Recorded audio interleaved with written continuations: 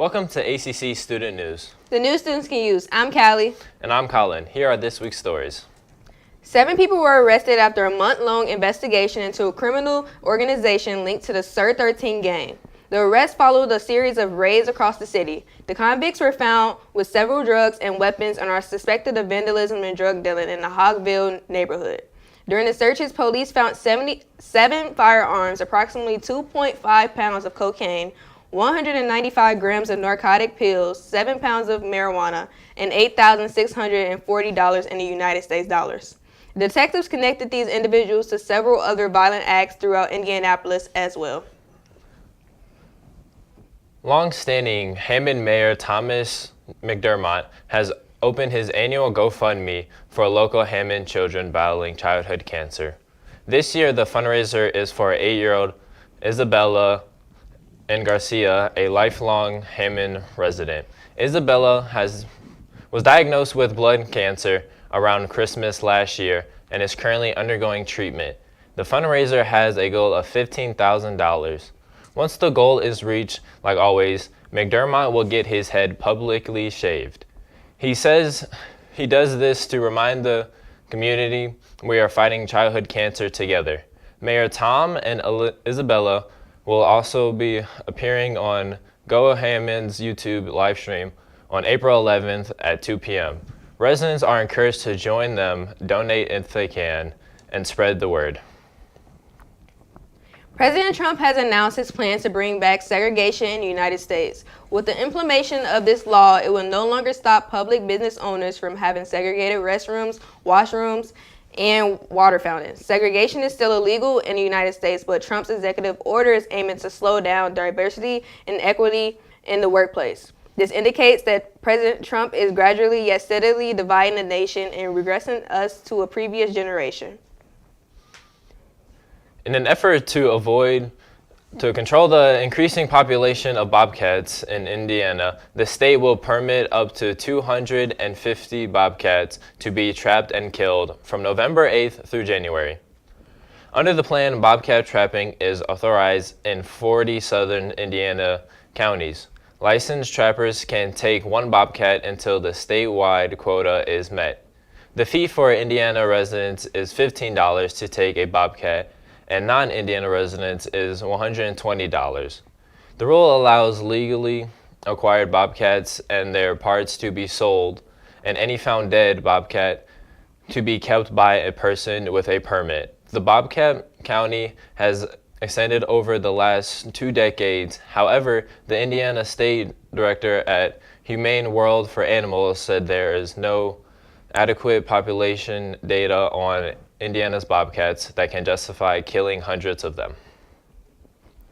Forever 21 is planning to close more than 350 locations before the end of the month. According to court records, the company plans to complete all closings by May 1st. The company filed for bankruptcy due to the competition from foreign fast fashion companies, raising costs, economic challenges, and evolving consumer trends. They are also hurting because of the highly competitive retail environment due to the exemption of tariffs on goods under $800 from companies such as Temu and Shein. According to the USA Today, the brick and mortar stores may be closing, but the retailer plans evolving business by adapting to create the right balance across stores, e-commerce, and wholesale. That's all for this half of ACC Student News. I'm Collin. And I'm Kaliah. Stay tuned for more news.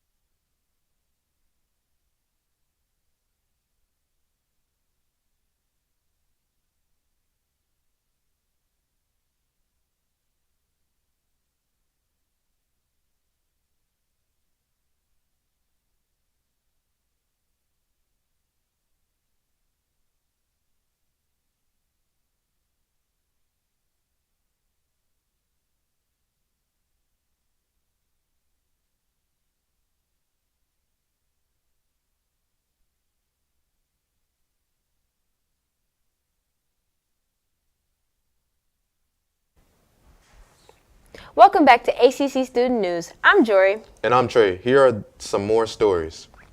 A Minnesota nonprofit organization leader is being charged with multiple counts of conspiracy, wire fraud, bribery, and money laundering. Feeding Our Future executive director and founder, Amy Bach, was accused of committing a $200 million fraud, using a program meant to feed children in need. During the COVID-19 pandemic, the United States Department of Agriculture provided money to feed children in need through their federal Children Nutrition Program. The program allowed profit restaurants to run federally funded food distribution sites as long as sponsored by a nonprofit organization. Bach and conspirators falsely alleged to have served 91 million meals, receiving the $200 million in return. Bach is just one of 70 people charged in relation to the scheme. Massachusetts professional basketball team, the Boston Celtics, have been sold to a new ownership group for a record-breaking $6.1 billion.